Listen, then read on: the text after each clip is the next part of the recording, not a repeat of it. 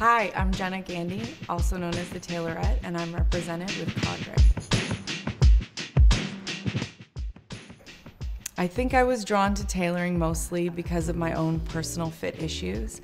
Being a very long, lean 16-year-old with a chest was really hard to kind of get things to fit me, and I probably started with just messing around with my own clothes, not really knowing what I was doing.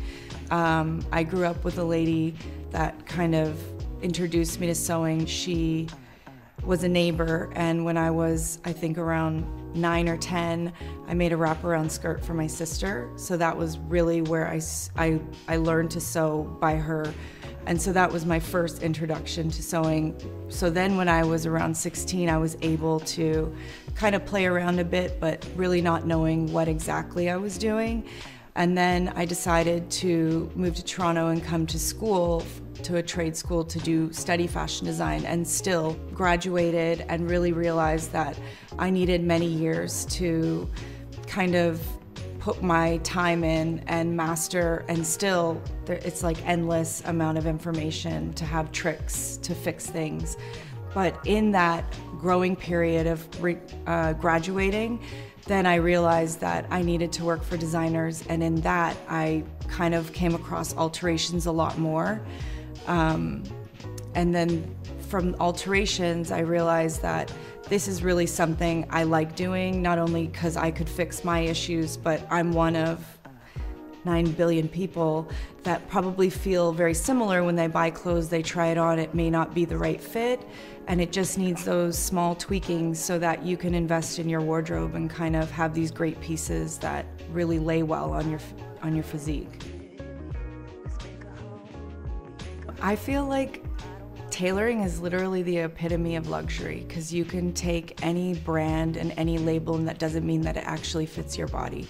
So you still have to reinvest in a garment sometimes. I think it's a great way to invest in you feeling your best too, because it's really enhancing what you're already given in your body and your proportions, and sometimes you really don't get to choose what body you're born in, but at least you can pick clothes that can be complementary, and then you just kick it up that notch to elevate it so it's a long-term life garment that you can keep.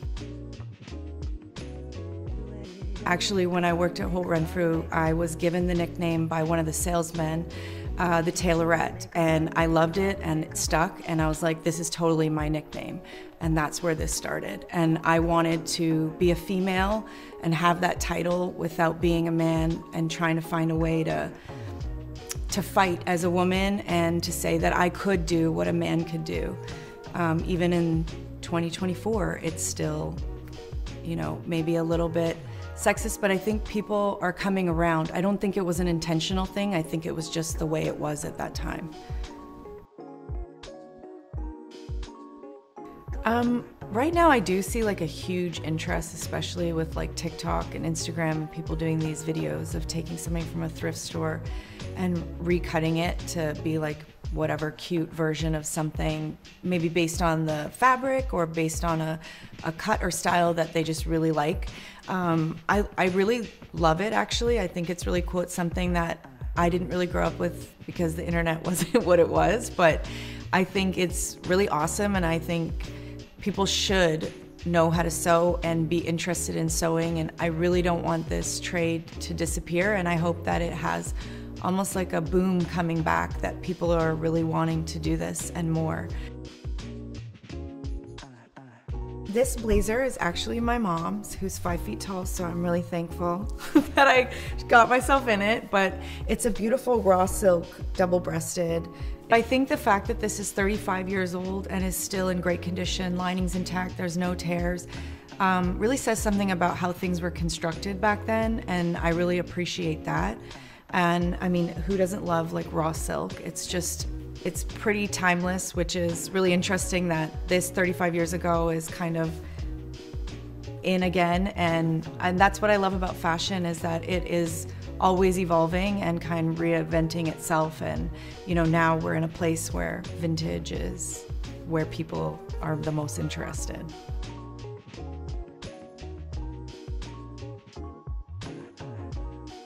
Okay, Lashana, Lynch. I got a call from Prada and they said we have a VIP client, and I was so excited that Prada called me. So, I mean, I feel honored to work on it, and I feel excited to see how they finish things. So I loved it, and it was a beautiful pink dress, and we did the length as well.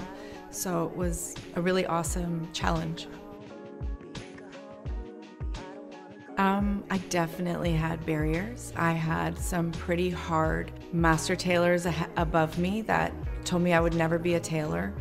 And it was really hard to swallow that down when I was young and probably super emotional and lost in what I was doing and wondering what the hell I was doing and if I should be doing this. And I think that everyone has those moments in your career where you question that, but that's someone else's opinion outside of myself. And deep down, I knew I wanted to be a part of this industry, and I wanted to be in fashion, and something that I wanted to do. Where it was gonna be, I really wasn't 100% sure. I just kept going. I was just trugging in this. Like I said, I worked anywhere and everywhere because I said no matter what, at least I leave with more information than what I had started with, and that will take me somewhere else.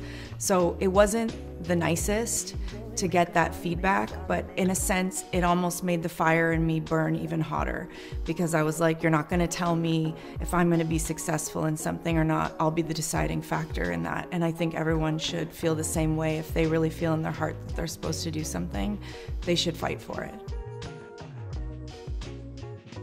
I think find someone that is doing what you want to do and get your foot in the door. And if you can't get your foot in the door there, try somewhere else. And always be humble, and don't ever think that you need to start somewhere. You start anywhere and you go from there, and that will open another door, and that's just the way it evolves. I worked anywhere and everywhere. I worked at a dry cleaners, I worked at Holt Renfrew, I worked in design houses, I worked with designers, and that all gave me a great mix of all the things to kind of get me where I am now. And you know, it's like anything, it's like riding a bike. Like the more you practice, the better you can be. So if you don't ever sew, you're not gonna be good at sewing, and if you put in the time, you will be good at it.